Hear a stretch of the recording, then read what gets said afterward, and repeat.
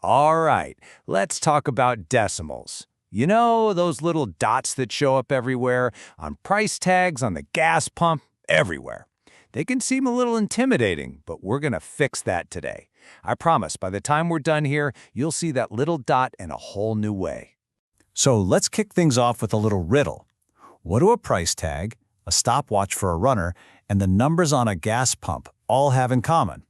The answer is, they all have to show us more than just whole amounts. They have to show us the parts of a whole. And you got it. The one thing that connects them all is this humble little dot, the decimal point. It might not look like much, but wow, it has one of the most important jobs in all of mathematics. And here's the really good news. That dot and all the numbers that come after it are way, way less complicated than you think. In fact, if you can handle regular numbers, you're already like 90% of the way to being a decimal master. Seriously. So let's dive right in. First up, the decimal point itself. To really get it, we need to see it as way more than just a dot on a page. At its core, a decimal is just a way to write a number that has a whole part and a piece of a whole part. And the absolute easiest way to picture this is with money. Dollars are the whole numbers, and cents, well, cents are the parts of a whole dollar. So that little dot's entire job is to be a separator, a boundary line. On the left side, you have your whole things, your dollars. And on the right side, you have your pieces, your fractions of a whole, your cents. That's it. That's its whole purpose in life. Okay, so now that we know what they are, let's figure out where they live. And it turns out they've been hiding in plain sight this whole time, right on the number line. You know, we're all used to seeing the big whole numbers on a number line. 1, 2, 3, and so on. But all the action for decimals happens in the spaces between those numbers. It's like if you took a magnifying glass and zoomed way in on the space between the 2 and the 3. Suddenly, you'd see all these little steps, the tenths.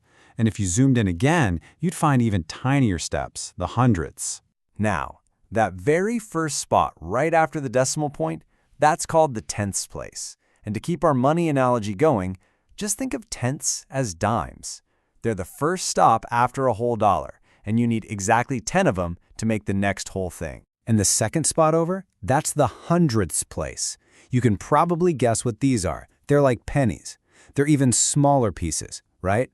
And it takes 100 of them to make a whole dollar. So a number like 2.75 is really just $2, 7 dimes, and 5 pennies. See? You've been using decimals your whole life without even thinking about it. Okay, this brings us to the main event. This is the big aha moment of this whole explainer. If you already know how to add, subtract, multiply, and divide regular whole numbers, you already know how to work with decimals. Just look at this. We all know that 25 plus 13 is 38. Simple. Now look over to the right. 2.5 plus 1.3 equals 3.8. The digits are doing the exact same math. The only thing that's different is that little dot, and it's the exact same pattern for subtraction. We know 87 minus 35 is 52. So what do you think 8.7 minus 3.5 is going to be? You got it, 5.2. The math is the same. But to make sure this works every single time, there's one golden rule you absolutely have to follow. And here it is. This is the secret handshake, the magic key for adding and subtracting decimals. You must line up the decimals. So why is that so important? Well, think back to our money. Lining up the decimal points is like stacking your coins correctly. It makes sure you're adding your pennies to other pennies, your dimes to other dimes, and your dollars to other dollars. It keeps everything in its proper place value column. Okay, let's switch gears to multiplying and dividing. Now the rules change just a little tiny bit here, but don't worry, they are just as straightforward. But first, we have to bust a common myth. We all learn early on that when you multiply two numbers, the answer gets bigger, right? Like 3 times 4 is 12. But what happens when you multiply two numbers that are both less than 1?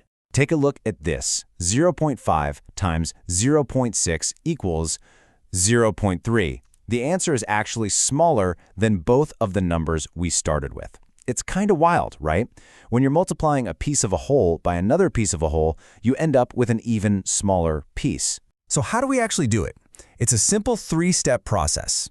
First, just ignore the decimals completely and multiply the numbers like they're whole.